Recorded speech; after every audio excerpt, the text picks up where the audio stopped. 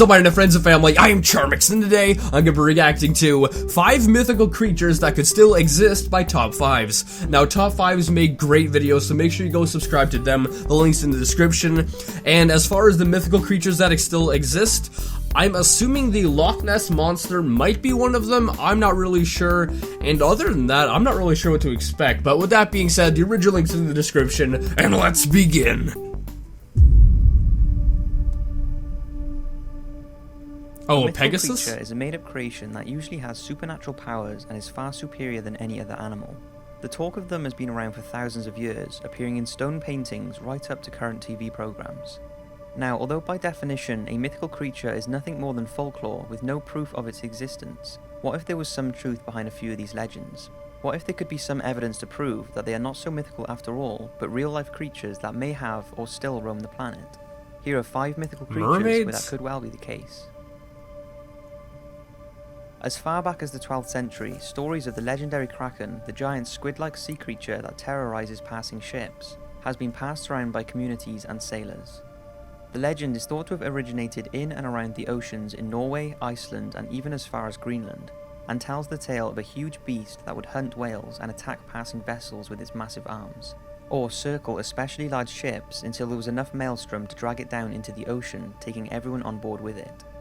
Like all legends, Kraken has been exaggerated over the years, and it's thought the first tale of a sighting dates back to the year 1180. Is it just like a giant squid? The giant squid, like many sea creatures, would not have been recognized by sailors, leading them to tell stories about a man-eating beast lurking in the depths of the sea. But in reality, the Kraken, if the old tales are true, would almost certainly have been some kind of possibly now extinct or undiscovered giant squid. And in 1853, something was found that would fit Kraken's description. A giant cephalopod washed up on a Danish beach, the first time such a beast had been seen and studied up close, and it was a close match to the Kraken tales that had been told for hundreds of years before. After heavy research, there is still much debate about how many species of giant squid there are, and exactly how large they can grow. But can they grow to the size of the legendary Kraken, as reported by so many sailors? When you think a sea creature like Megalodon or the Nothosaurus have existed, and the fact the largest squid that we have yet to discover was almost 43 feet or 13 meters in length, then many believe a man-eating squid the size of Kraken is entirely plausible. But there is more to back this up. In 2011, the fossilized bones of marine lizards were found. Marine lizards? In such a way that researchers claimed that only a giant Kraken-style octopus or squid could be responsible. Professor Mark McMenamin, an American paleontologist and professor of geology, who has been trying to prove the existence of the Kraken-sized squids, is convinced the strange arrangement of this Shonisaurus vertebrae, a sea reptile that lived 200 million years ago, was not a natural occurrence. And after examining the remains, he believes a much larger animal attacked it. Okay, so this sounds quite plausible, and the fact that we've, filmed giant squids and that on camera, and, the Megalodon was a thing, why couldn't I wouldn't say a Kraken, but why couldn't a bigger giant squid be a thing? Let's say it's a colossal squid instead of a giant squid. So it would just be bigger, and, if it sees a boat up there, it might think it's food and try to take it down. He discovered sucker marks on the bones and a snapped neck, and the collection of several bones in one place is consistent with the way a modern octopus would attract its prey to a lair before killing and eating it. The only difference is that this octopus or squid would have had to have been up to 30 meters long to have been able to kill and eat the giant marine lizard. Pretty interesting stuff when, like I said, the largest squid we have ever found was 13 meters in length. Kraken represents the legendary squid that the sailors would tell tales of, but it seems that the legend could certainly have some truth behind it, and the ocean could well have been or still is home to the giant Kraken squid. Mermaids.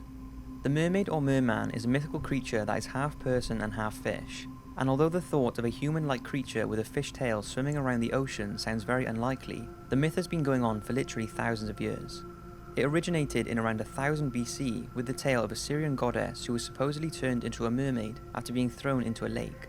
And since then, mermaids have become increasingly popular, being used in movies, cartoons, the Starbucks logo, and even being worshipped by some religions. Alright, so I'm not really sure if mermaids exist, but you think we would have seen them by now. However, we've only searched like 5% of the ocean, so I guess the other 95% could be hiding mermaids. I don't know if they exist, but, there's always a possibility. And I do know that some people are a little bit crazy about mermaids, and I don't think that's necessarily healthy. When I put on a tail, I feel transformed. I feel like I'm starting to enter into, a different world when I hit the water. With this, there is no surprise that there have been hundreds of sightings over the years. And although many can be put down to drunken sailors who see human-sized ocean creatures like manatees from a distance and think they are mermaids, there have been a few interesting sightings. Christopher Columbus, the Italian explorer, claimed to have seen mermaids near Haiti in 1493. Remarking that in the face they looked like men. Another explorer, Captain John Smith of Pocahontas' fame, is also said to have encountered a mermaid in 1614 while sailing off the coast at Newfoundland. He described the creature as having green hair with big eyes, who he found oddly attractive. That was until he apparently realized she was a fish from the waist down. In 1943, during World War II, several mermaids were apparently spotted by Japanese soldiers on the shores of the Key Islands in Indonesia. The story tells of a Japanese sergeant who went to investigate a dead mermaid and confirmed that it was real. He tried getting scientists to go and study it, but since they did not believe him, nothing more became of it, and no mermaid bodies were ever recovered. Why wouldn't you bring the friggin' body with you to the scientists?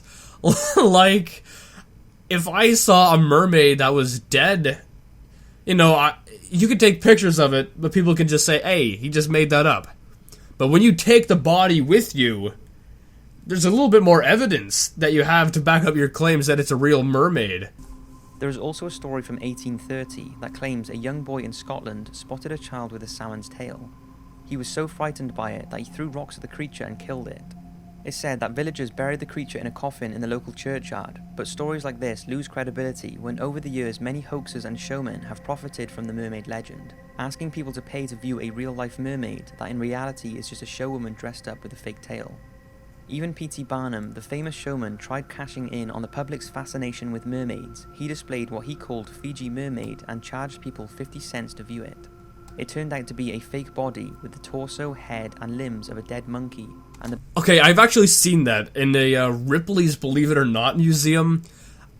It's very creepy, to say the least. And the bottom half of a fish. In 2012, a TV special called Mermaids: The Body Found presented a fictional documentary-style account of how scientists had found proof of mermaids' existence. The program convinced many viewers that the footage and research they showed was real, and a statement had to be issued by the National Oceanic and Atmospheric Administration denying the existence of mermaids. But just how likely are they to be real? Why would they make the freaking video then? In the ocean, is a human-looking creature with a fish tail really that far-fetched? What do you think? It seems more people believe in mermaids now than ever before. So do you think they are just made up, or do you think there could be some truth behind them? As I said before, I don't know if they exist. They could, but personally, I don't believe they do, just because I would have think we would have noticed them by now, judging from the amount of people that are in the world. But either way, the myth itself is pretty cool.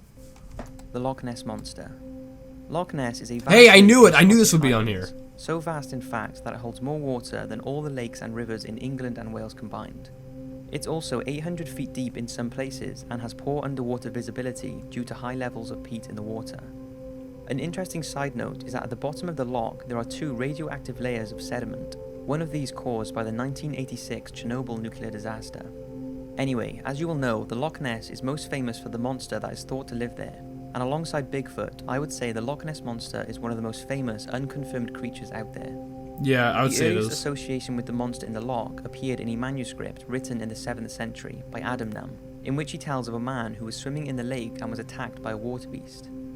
Over the years, there have been several other reports of something living in the darkest depths of the water. It looks like a shark or something. It was in 1933 that the monster really caught the imagination of the public. It was when this photograph was taken by Hugh Gray. Then in 1934, London physician Robert Wilson captured the most famous Nessie picture of all time. Wasn't this one exposed as being fake?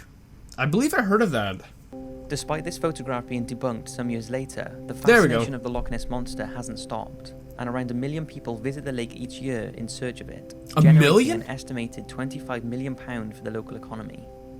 So is there a monster lurking in the loch, or is there another explanation for some of the sightings? Could they be other sea creatures that are being mistaken for Nessie? A lake sturgeon does match reports of the Loch Ness Monster, and some say a giant eel could also be responsible. And despite these usually favouring saltwater, 2 7-foot eels were found washed up on Loch Ness Beach. 7 feet. Another wow. theory is that driftwood bobbing to the surface, or illusions caused by the seismic activity underneath the Loch Ness that releases gas bubbles causing a reaction on the water surface, could be mistaken for the monster, but who knows? There is no doubting an animal of Nessie's characteristics could exist. Take the now extinct plesiosaur for instance. So even if the Loch Ness Monster doesn't currently exist, history has shown that it's entirely possible. That's actually crazy. Was it, he said like 1 million people visit there a year, which obviously helps out their economy a shit ton. So I guess even if the Loch Ness Monster doesn't exist, they kind of want to keep pushing that it kind of does exist, or that there's a lot of mystery surrounding it, just to keep bringing in people, because that is a shit ton of tourism. Dragons. They are commonplace all over the world, on flags, signposts, pubs, and are displayed in many different cultures. In Europe, the dragon appears as a fierce-looking creature, often with wings and legs, whereas the East Asian countries see the dragon more as a snake-like creature, colourful and majestic, with a strong association to their emperor. Looks pretty badass. The Chinese badass. dragon is in fact the highest-ranking animal in the Chinese hierarchy, and is the only mythical creature to feature in the Chinese calendar. Then there are tales of brave knights battling with ferocious dragons, and even a day called St. George's Day, celebrated throughout the world, named after St. George, a Christian martyr who bravely slayed the dragon. So where did all of this originate from? Did dragons once exist, and how can so many different cultures have myths of the same looking creature? Even the Bible has a reference to a dragon, comparing the devil to one. So if not from a religious standpoint, how can you explain the writer of the Bible's mention of the dragon, in a book written thousands of years ago? Well, I mean, if dinosaurs existed, a dragon is kind of like the flying version of that, right? So I don't see why it couldn't have existed. Creation scientists' belief is that humans would have lived amongst dragons, and our contact with them before their extinction has been passed down over the years. Another theory is that dinosaurs are responsible. Perhaps ancient civilizations stumbled across fossils and bones of a few long-extinct dinosaurs and pieced them together, creating a dragon.